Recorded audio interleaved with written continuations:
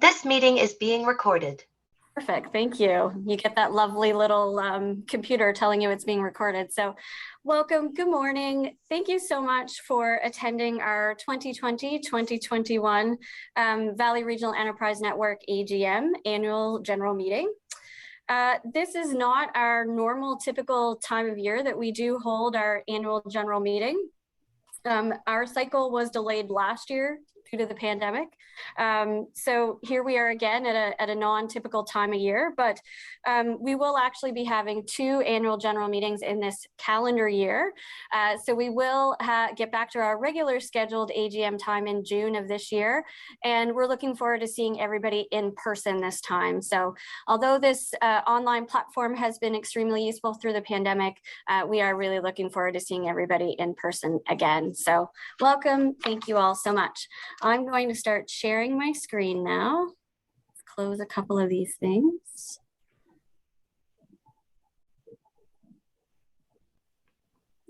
Can everyone see that okay?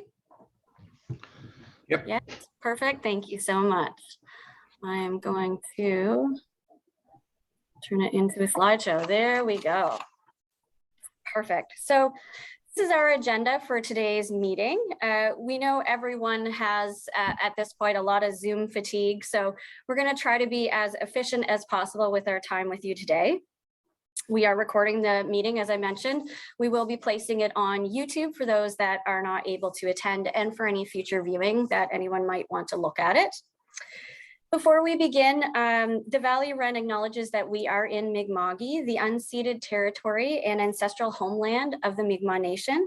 Our relationship is based on a series of peace and friendship treaties between the Mi'kmaq Nation and the Crown, dating back to 1725. In Nova Scotia, we recognize that we are all treaty people. I'd like to take this time now to welcome Mayor Sandra Snow as the chair of the Liaison and Oversight Committee from the 2020-2021 fiscal year to give a welcome. Thank you very much, Jennifer, and good morning and welcome to the Valley Wren 2020-2021 Annual General Meeting. I am Mayor Sandra Snow, and I am the outgoing chair of the Liaison and Oversight Committee. The LOC represents the municipal partners and the province of Nova Scotia. We are technically the owners of the Valley Wren. The Valley Wren is a hardworking and dedicated organization. The staff continue to leverage funds and maximize our return on investment in our region. They execute the daily activities. Our board of directors are that beautiful representation of our regional economy. They represent every sector of our business community, and their hard work and dedication to this organization, growth and prosperity in our region is second to none. There are over 7,700 businesses in the Valley in every sector, and that number continues to grow, and much of that occurs as a result of the amazing business network that has been created through the Valley Wren and our partners. I've talked about return on investment, and let me put that into perspective. As the owners of the Valley Wren, the municipalities put in approximately $295,000 a year. We immediately see an 100% increase as the province matches that funds. Our staff has leveraged close to $1.2 million of investment through other government departments, which gives our regional economy, wait for it, a 507% return on our original investment of $295,000. So I don't know about you, but I'm not quite seeing that level of return of investment on my portfolio. Best I did last year was 17% in the market. So I will say that through hard work and dedication, we are seeing this return, and it goes directly into our region. And I keep talking about that region. So keep an eye on the map, because what you're going to see is that green spot there. That is our region, and we have to be looking at the entire part of it. So needless to say, I am a huge proponent of the Wren model, but specifically the collaboration of the owners, the staff, and our board of directors. And it has been my distinct pleasure and honor to serve as the LOC chair for the last 3 years. So I say thank you and enjoy the AGM. Thank you so much, Mayor Snow. I want to take this time to thank you for all of your efforts and your support as the outgoing LOC chair on behalf of the board and staff. And I want to take this time to welcome Councillor Jim Windsor, who is the incoming chair of the Liaison and Oversight Committee. So thank you both so much. We really appreciate it. And now I'd like to welcome Gerard D'Entremont, who was the chair of the 2020-2021 Board of Directors, to also provide a welcome. Thank you, Jennifer, and thank you, Sandra, for your kind words on the Valley Wren.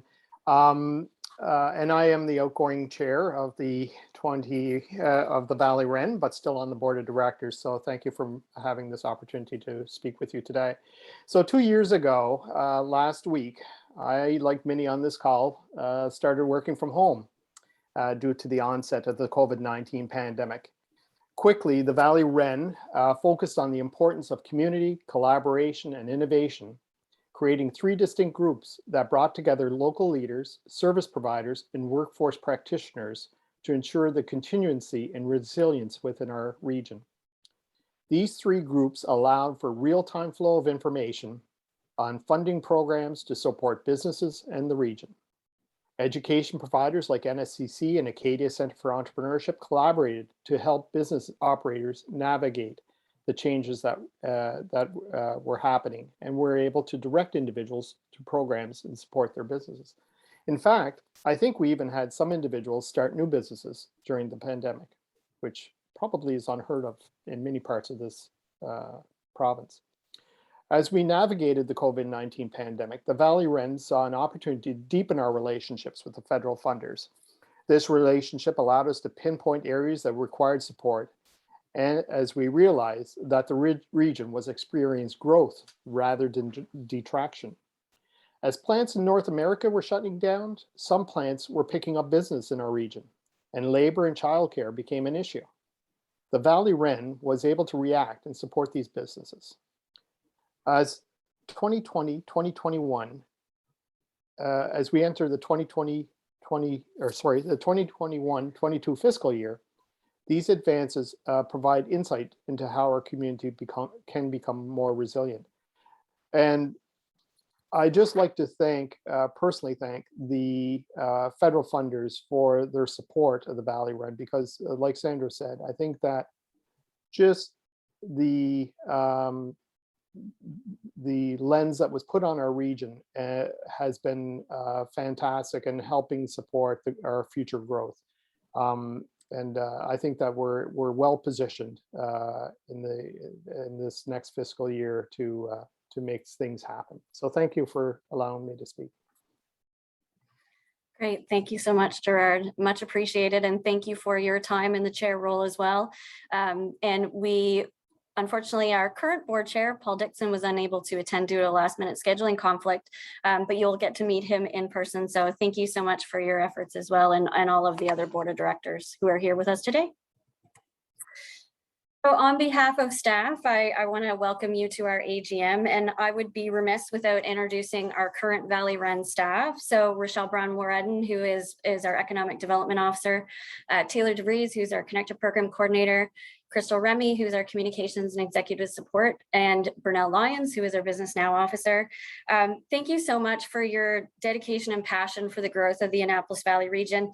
You go above and beyond for this organization. And I'd like to also introduce our newest member, Andrea Hamilton, who you'll see on this call. And if you come into our new office space, you'll see her at our front desk. She's our new office administrator for the Valley Business Hub.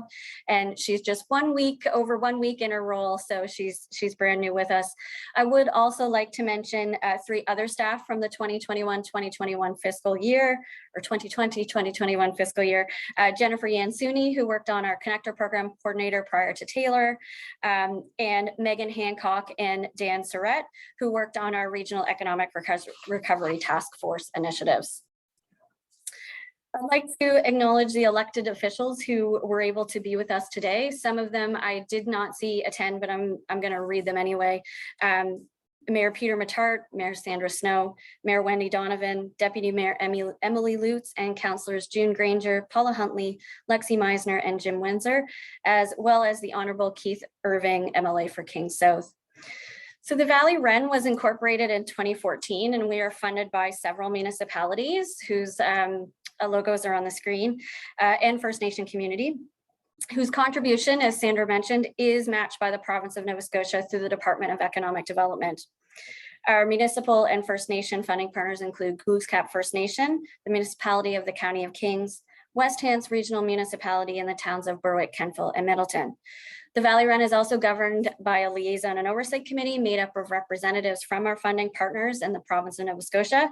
And the Wren is governed by a board of directors comprised of local business leaders.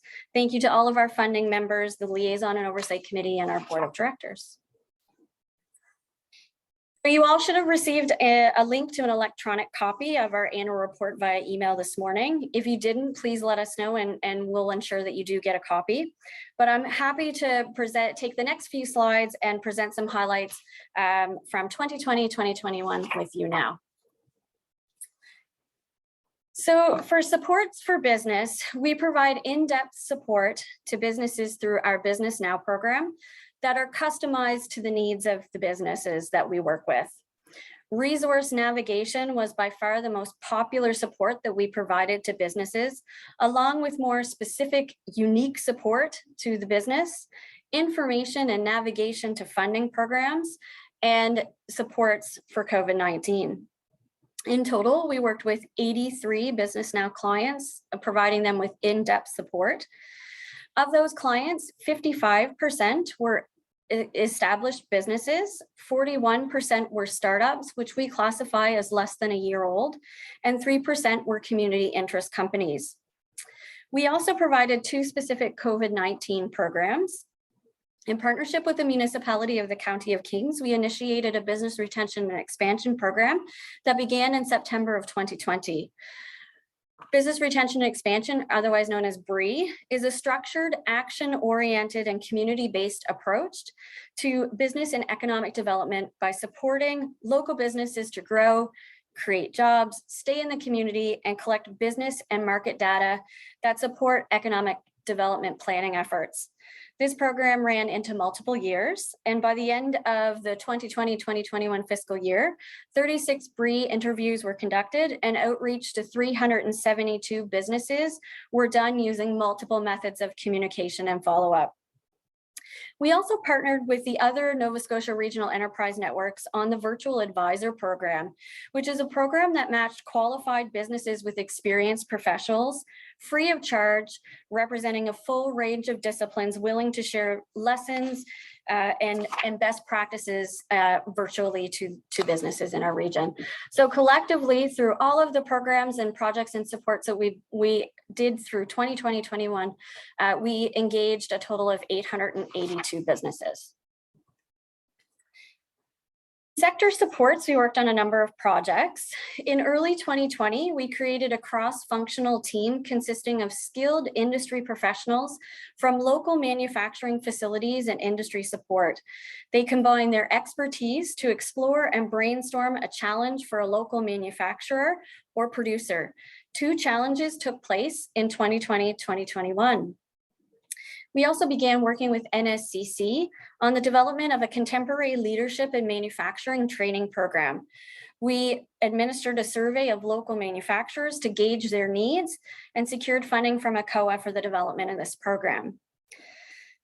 The STAR program, which is a program of the Atlantic Canada Opportunities Agency, is a step-by-step process to support economic growth in large tourism regions throughout Atlantic Canada. The program uses vetted consultants to give the region an assessment of the current tourism situation, an inventory of tourism assets, and develops a regional strategic tourism plan. In 2020-2021, we formally submitted the application and proposal to ACOA in December of 2020 and was successfully approved in June of 2021. For those of you that have not already seen this video, here's a short video from our most recent continuous improvement challenge that took place in January of 2021. So I'm hoping that you can hear it. Please let me know if you cannot. Hi, my name's Cameron Hartley. I am the principal of Schoolhouse Brewery in Windsor, Nova Scotia. Today we have a continuous improvement session put on through the Valley Wren. This kind of support is so great for us. 501.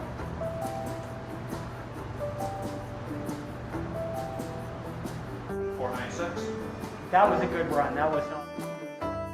Well, my job at Michelin, we do a lot of continuous improvement. We always want to make things better. How do we make things better for the operator? How can we produce more? How can we have good productivity, good quality? I think it's important for a lot of small businesses to know that a company like Michelin, who has been in Nova Scotia for a long time, wants to support businesses locally and help grow the economy within the valley. The greatest asset within any business are its people. And through projects and initiatives such as the CI Challenge, the Valley Regional Enterprise Network helps to bring businesses, manufacturers together to help them draw from their greatest resource, their people.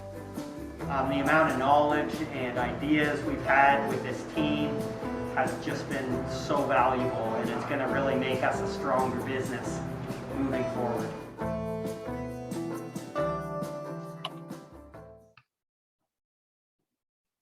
I'm glad that worked. Oh, now I'm stuck. Just one. There we go. Okay, perfect. We continue to work in partnership with the Annapolis Valley Chamber of Commerce and the Former Business Leaders Initiative to help promote the region from a business and labor force attraction, residential attraction, and tourism attraction standpoint. In 2020-2021, we developed the first phase of our website, which can be found at haveitallav.ca. And we're ready to promote the region through a major marketing campaign, but unfortunately we had to shift our focus and our strategy to take into account the current pandemic situation. So to assist the tourism sector, which we all know was highly affected and still continues to be highly affected, we launched a tourism-focused campaign from August to October 2020, utilizing several digital platforms with just over 3 million digital and video impressions. Thought it was important to show you the video that appeared on YouTube and was viewed just over 420,000 times for this tourism-focused campaign. None of you would have seen this, and that is simply because our campaign was actually geographically targeted to major city centers throughout Atlantic Canada and not seen locally. So I wanted to take a moment and share that with you. It's only 15 seconds, so.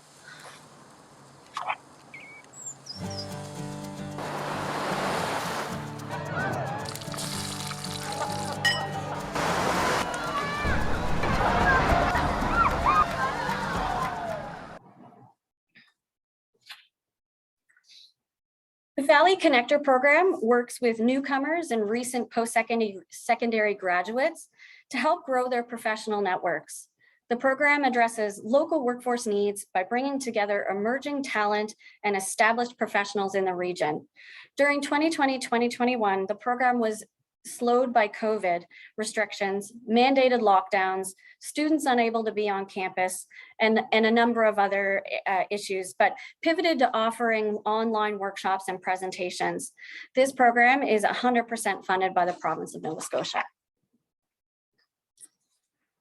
We began working on the development of a regional workforce development strategy to address and provide recommendations to develop, attract, and retain labor in the Annapolis Valley. The project kicked off in January of 2021. This strategy was built on the foundation of engagement with stakeholders in our region and built in collaboration with a steering committee that was formed in 2020-21 and is made up of members of our workforce supports response team through the Regional Economic Recovery Task Force. The stakeholder input process began in the last quarter of 2020-2021, and I'll allude to it in the opportunities ahead, but we have actually completed that strategy and can be found on our website. Finally, in March of 2020, the Valley Wren became the facilitator of the Valley team involved in the MIT, Massachusetts Institute of Technology Rural Entrepreneurship Acceleration Program, Focus Nova Scotia, otherwise known as REAP. This program involves participants from 5 rural regions in Nova Scotia, and each region is represented by a 10-person team comprised of members from entrepreneurial, corporate, risk capital, government, and post-secondary institutions. The MIT REAP framework helps participants understand their key strengths and weaknesses of their region's innovation ecosystems. At the end of the program, teams will have strategies that will help their regions harness the power of innovation and entrepreneurship and accelerate economic and social progress. Delayed due to COVID, the program didn't officially kick off until January 2021, but the Valley team was formed throughout the summer of 2020. And I'd now like to welcome Jocelyn Demerick, our auditor with Bishop and Company, Chartered Professional Accountants, to present the financial statement. So I'll turn it over to you, Jocelyn. Thank you, Jennifer. Hopefully everybody can hear me okay. Great. I appreciate the invitation from Jennifer and the board to present the audited statements today. As Jennifer mentioned, I work with Bishop and Company, which is an accounting firm here in Wolfville. Today, I'll provide a brief review of the financial statements, and the details can be found in the notes and supporting schedules, which is included in the annual report. Jennifer mentioned before that everybody probably received a link to it and can request a copy if you didn't receive it.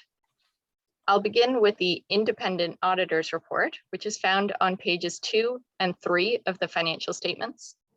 Bishop and Company was engaged as the independent auditor for the March 31st, 2021 fiscal year for the Valley Wren. Based on our audit, we issued an unqualified audit opinion. The financial statements are the responsibility of the Wren's management, and the audited statements were reviewed by the audit committee and the board of directors and approved by them on June 24th, 2021. The statement of financial position represents the assets and the liabilities of the organization at a point in time, which is March 31st, 2021. On that date, the Valley Wren had an accumulated surplus of $484,000. This surplus was held in the form of cash, receivables, and capital assets, net of the accounts payable and deferred contributions. The statement of operations shows the activity of the organization for the entire fiscal year. The core funding provided by the local partners is matched by the province of Nova Scotia. The contributions increased from fiscal 2020 as per the budget and the agreements with the partners. There were 5 active funded projects during fiscal 2021. Total contributions were $774,000, and this exceeded the expenses by $50,000, thus increasing the accumulated surplus balance.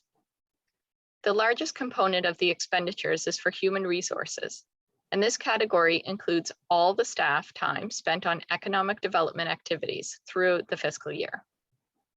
Another significant category is economic development and strategic marketing, which includes such initiatives as the Nova Scotia MIT Rural Entrepreneurship Accelerated Program, otherwise known as REAP, the regional marketing, and the regional workforce development strategy, among other projects. During the year, the operations costs of $724,000 were higher than the prior year, but less than budget. These variances were due to the timing of the initiatives, staff availability, and changes in direction related to COVID responses. The Valley Wren ended the fiscal year with a significant financial resources with which to support the initiatives planned for the 2022 year and beyond. This concludes my presentation. Thank you very much for your time. Are there any questions related to the financial statements?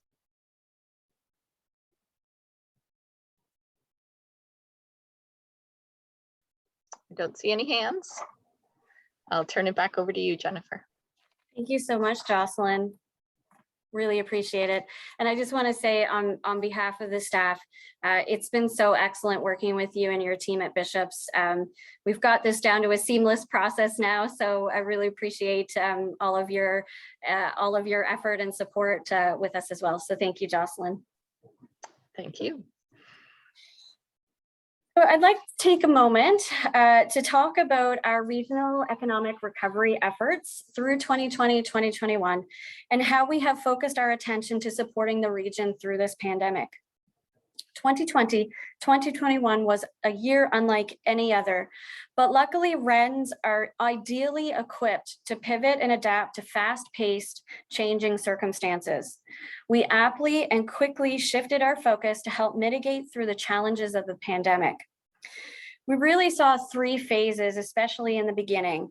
Phase 1, very early on, was really about information distribution of all of the supports and resources available to businesses. We know how quickly information came across our desks. Sometimes it was as quickly as hourly. So we really tried to push that information out as much as we could. Phase 2 was about program navigation. We provided support to all businesses and also partnered with all of the RENs on the virtual advisor program. And phase 3 was about recovery and the formation of the Regional Economic Recovery Task Force. Since the middle of May 2020, we established the Regional Economic Recovery Task Force and Business Supports and Workforce Supports response teams. We have been leading this regional coordinated approach to recovery.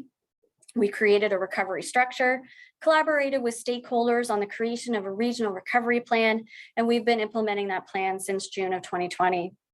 This has been a very useful mechanism to ensure alignment and engagement from all stakeholders in our region and organizations involved, seeing this model continuing into the future and well beyond the pandemic. So I'd like to call on Mayor Sandra Snow, who has a real tangible example of some of the real-time connections that get made through the Regional Economic Recovery Task Force meetings.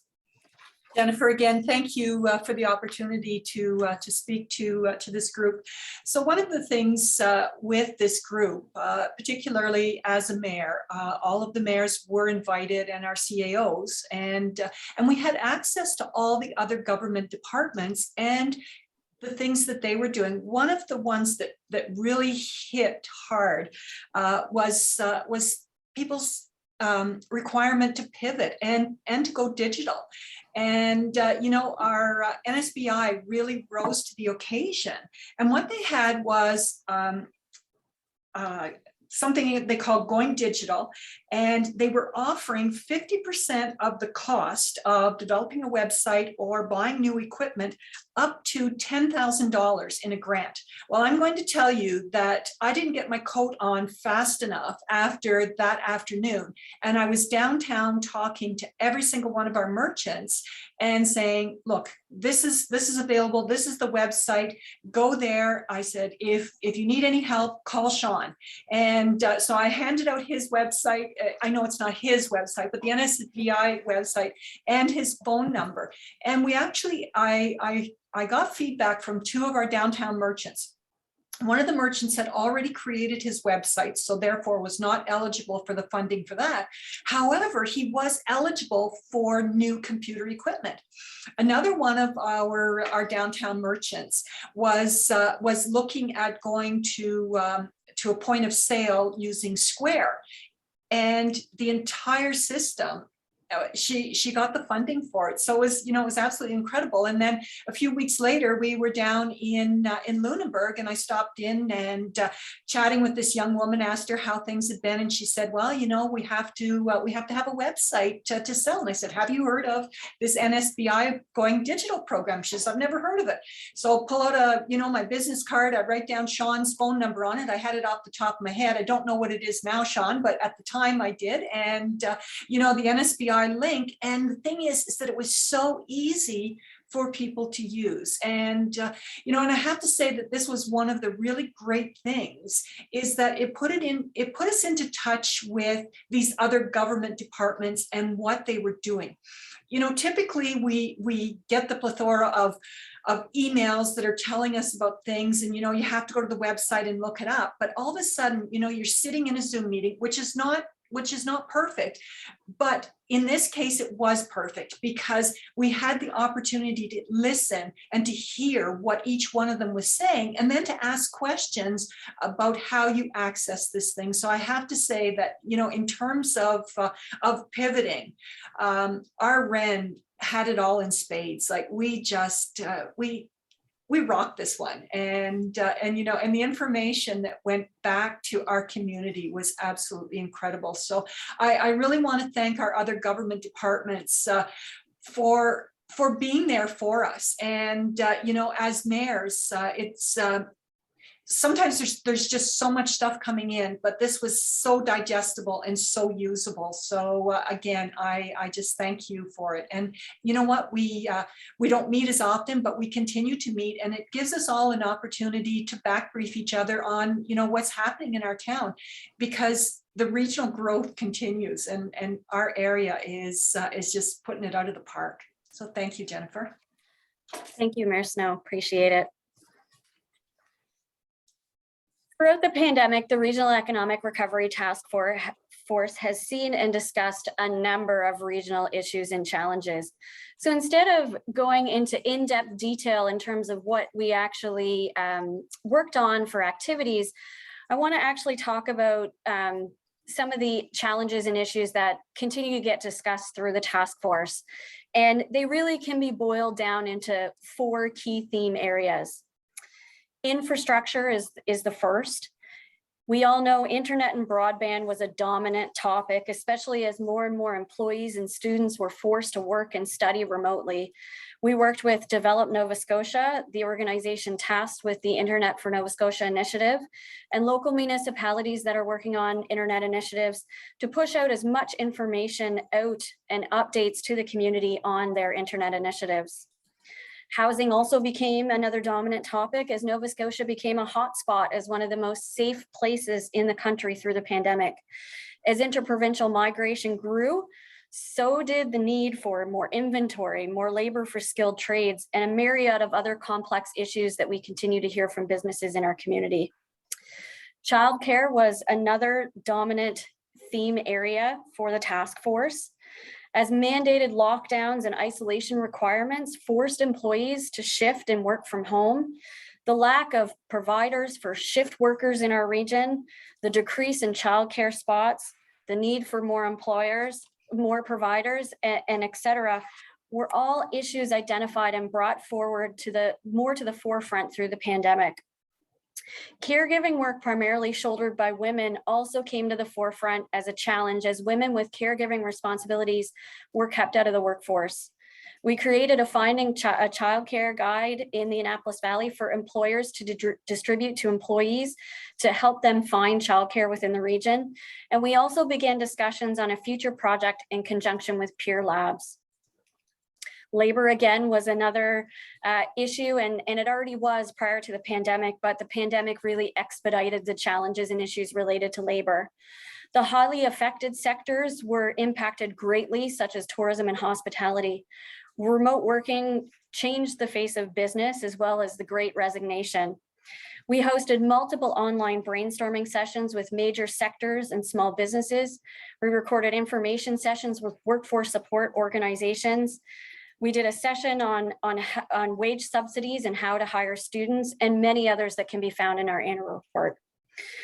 Finally, there's another theme area, and we call it other because it's sort of a mishmash of a bunch of things, but there was a real constant sense of urgency, information overload for businesses, and how quickly the frequency of information was coming out. The need for navigation to funding programs consistently released was needed, lack of funding for small businesses that fell through the cracks, and the requirement to have an online digital presence to survive, not to mention the mental well-being of all, and just the general need for connection were all issues that we lumped under the other category. We distributed as much information as we possibly could to the business community so that they were all aware of what was out there. But we also developed and launched an Act Local campaign, which included a business directory of businesses' online shops, a marketing campaign, and a series of business highlight videos. And I'd like to take a moment to show you one of those videos right now.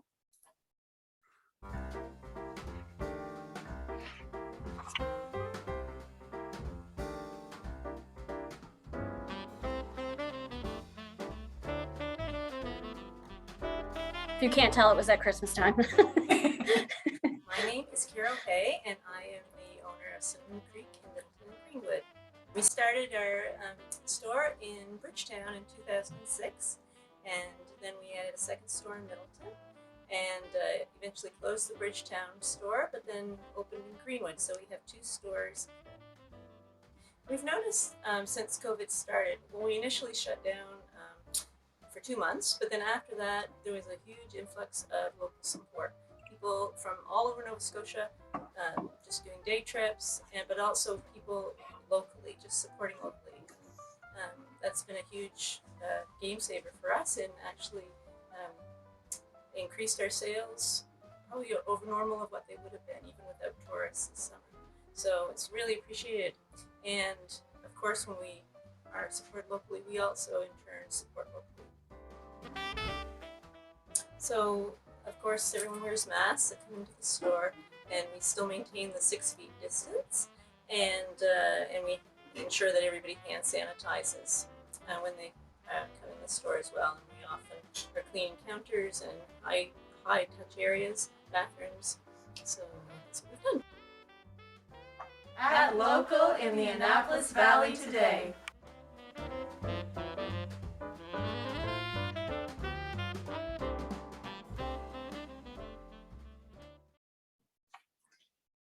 Next, I'd like to shift focus and showcase briefly some of the content that you will see in fuller detail in our upcoming AGM in June for 2020-2021. But before I do, I'd like to read a note from our current board chair, Paul Dickson, who, as I mentioned, was unable to attend today, unfortunately, due to a last-minute scheduling conflict. He wanted me to pass along this message as we move into discussing opportunities ahead. So I'm just going to read it. My name is Paul Dickson, and I am proud to be the newly appointed chair of the Regional Enterprise Network. I currently reside in Colebrook with my wife, Jody, and I'm the president of Safeguard Property Management and Services Incorporated based out of Kemptville. My apologies for not being with you today. However, I had an unavoidable scheduling conflict. However, today's AGM is about reporting on our 2020-2021 year, and I would like to thank past chair Gerard D'Entremont for his excellent leadership through that time and his reporting today on our progress during that period. Over that past 12 months, the board has put a lot of work into preparing an intensive 3-year strategic plan, engaged over 3 annual business plans. Our staff is working very hard to deliver strong results from these plans, and we are all excited by the opportunities being delivered from our efforts. The pandemic has delayed us in reporting the results outlined in today's AGM, but I am excited that in June we are planning an up-to-date AGM where we can meet face-to-face to talk about our current results and where it will take us in the future. Thank you for attending today, and I look forward to meeting you in June. Paul Dickson. I'd also like to welcome Gerard D'Entremont to introduce you to our board members that are present today. Perhaps Gerard, you might just want to read everyone's names and their titles just so that everybody is aware who currently sits on our board. Sure. Thanks, Jennifer. And on behalf of Paul, thanks, Paul, for his kind words when I was chair of the Valley Wren. And as I indicated, Paul Dickson is now the current chair with Mike, and he's the president of Safeguard Properties Management Services, which it extends from one part of the valley to the other. We're truly blessed to have Paul as our chair. And Mike Bannister is the vice chair, and he's the current president and CEO of Atlantic Poultry, which has a presence here in the valley, of course, but also in other parts of the region, Atlantic Canada as well. And that's that he brings a wealth of information from having past experience in international markets, having a corporate background as well. Chris Sherritt is the founder of BTW Law, and Chris brings a wealth of experience from both being a community member and engaged community member, and from a perspective of from a law perspective as well. Jessica Kahane, Senior Manager, Grant Thornton. Jessica is, as you know, been involved in the chamber. Really great background to have our small and medium-sized businesses engaged as well as our industrial sector. And Jessica brings that wealth of information to the board as well.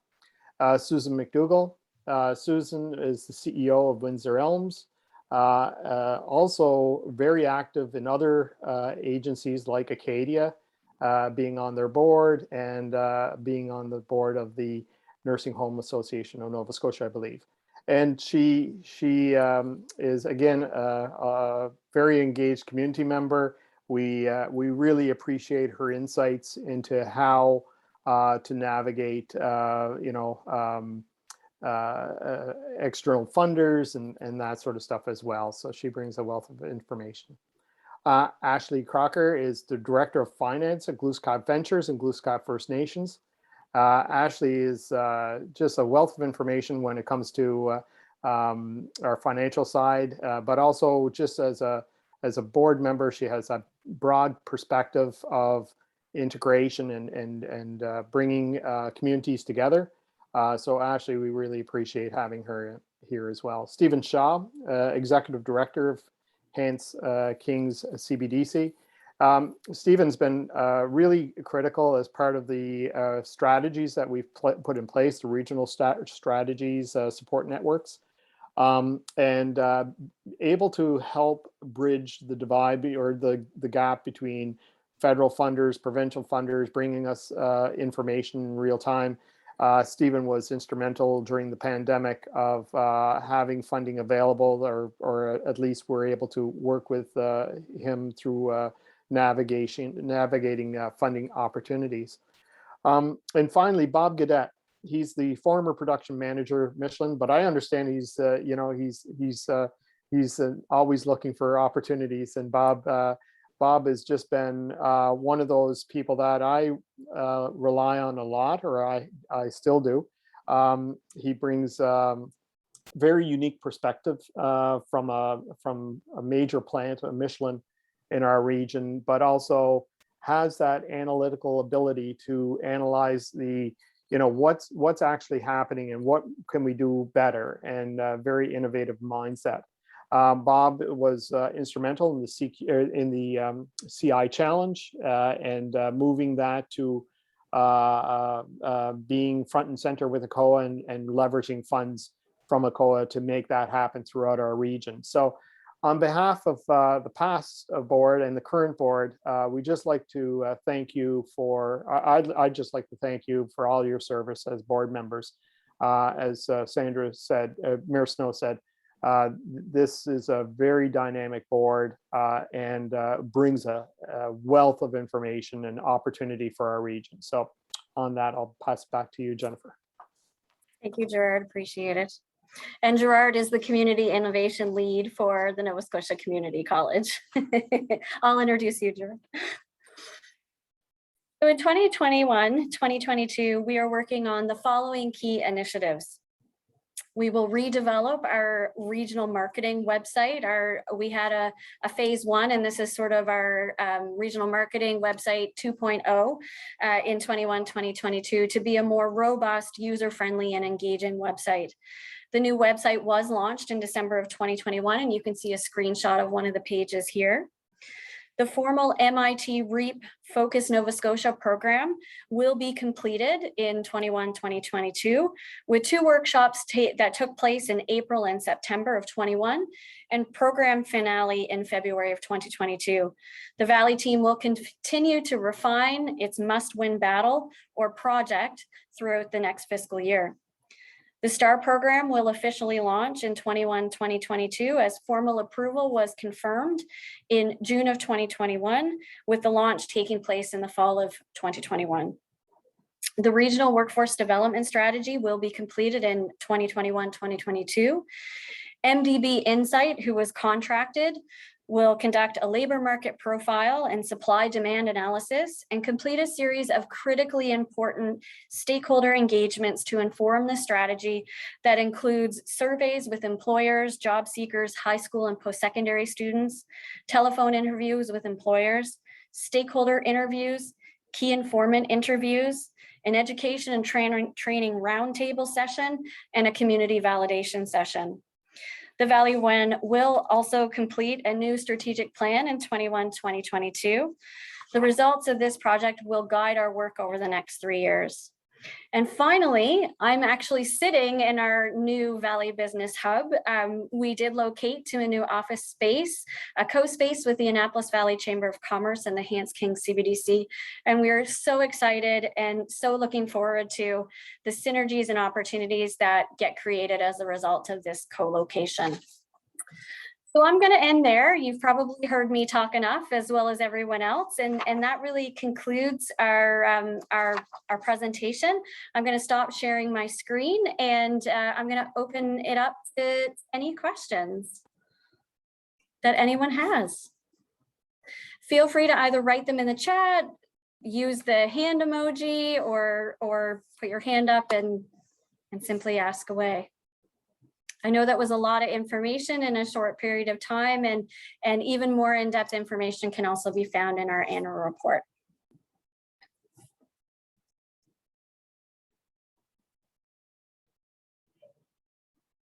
Did we do a fairly decent job then of highlighting on everything then?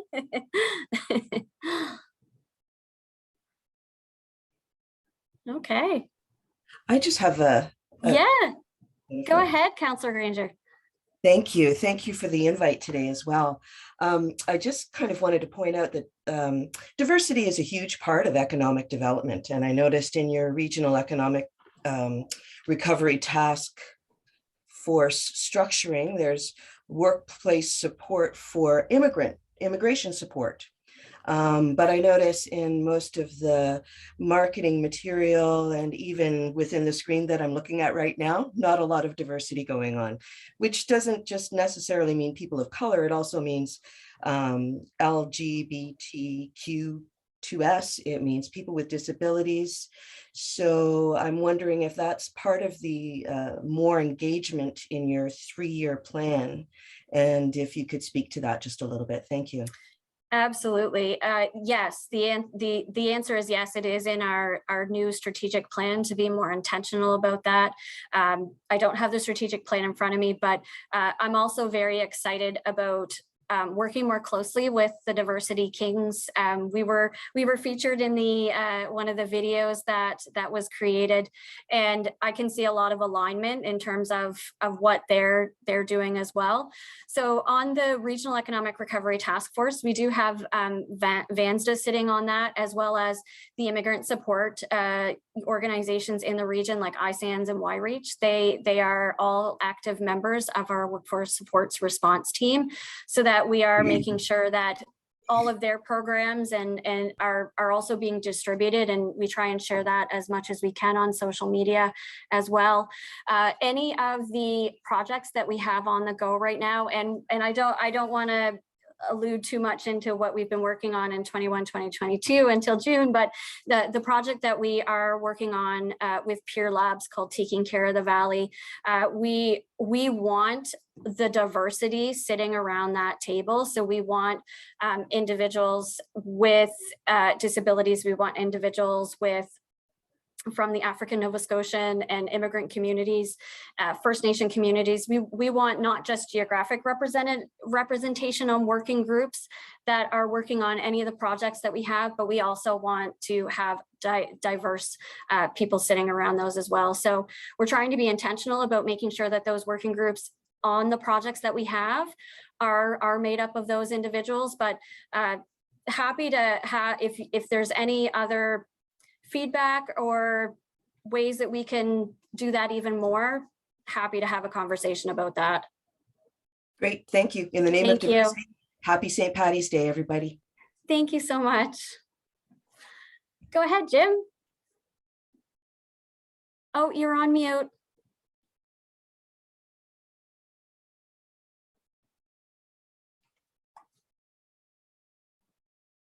Maybe I'll ask you to unmute. Yep. There you go. Thank you. Yeah, people love to see me on mute. Yeah, first, I am very pleased to be coming in as chair of the REN LOC. And I'm coming behind Sandra, and you've heard Sandra's enthusiasm.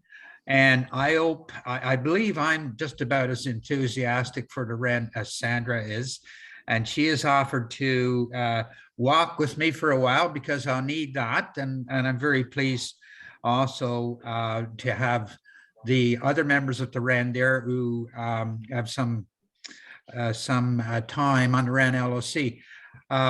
I think I'm privileged to be coming in when there's so much enthusiasm about the REN and there's so much opportunity.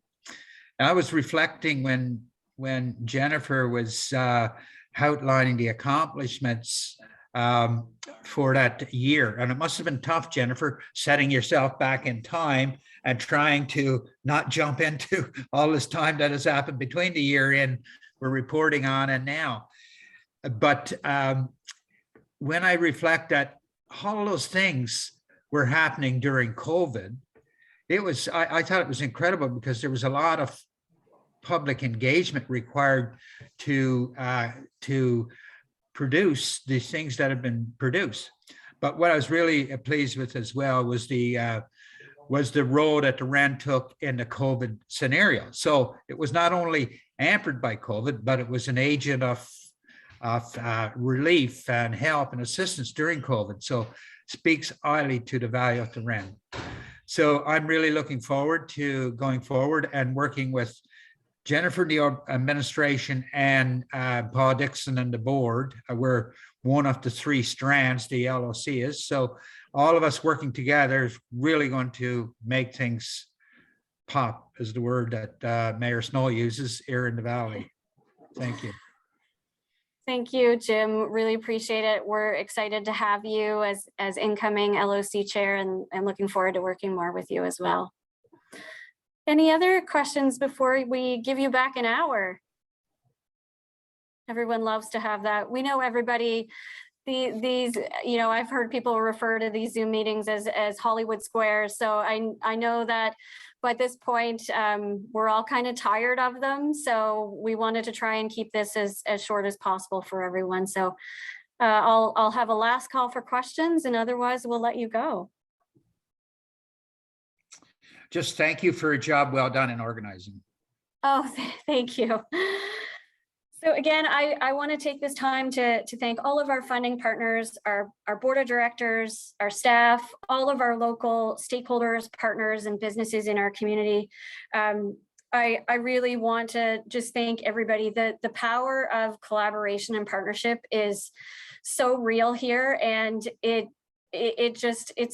makes this so much more joyful to see everybody come collectively. We're a region, and we're a stronger region because of that. So I also would like to end in closing by giving again another sincere thanks to our staff. You work tirelessly with so much dedication and heart, and I really truly am honored to work with you each and every day. So I would like to give them a round of applause. They work really, really hard. So. Gerard, do you have any final words before we let everyone go? No, I'd just like to thank everyone for attending this this session. I know that it's you know, it's kind of a backtrack kind of model, but it really will set the stage for our next AGM, which I hope everyone will be engaged in, because then we can showcase some of the things that have taken place as a result of our efforts during the COVID-19 pandemic. And as Jim alluded to, it was kind of a unique year where we were able to really start developing some deep relationships with our funders and our province, where I think will set us up very well in the coming years. But I'm really excited for what's to come. It's just we're there. As someone said yesterday, it's when we were having a conversation, we're making hay now, so that's good. So thank you so much for taking the last hour to sit with us and hear about all the activities that we've had on the go. We're so looking forward to seeing you in person in June. Stay tuned. In the next few weeks, we'll send around a save the date. But thank you so much. Really appreciate it. And again, we're always open to conversations. good, bad, ugly. That's what we're here for. So please reach out. We're here if you need us. If you know of any businesses that are struggling or that see horizons on the opportunity, let us know. We'll help them. So thank you all so much. Happy St. Patrick's Day, and enjoy the rest of your day. Thanks so much, everyone. Bye.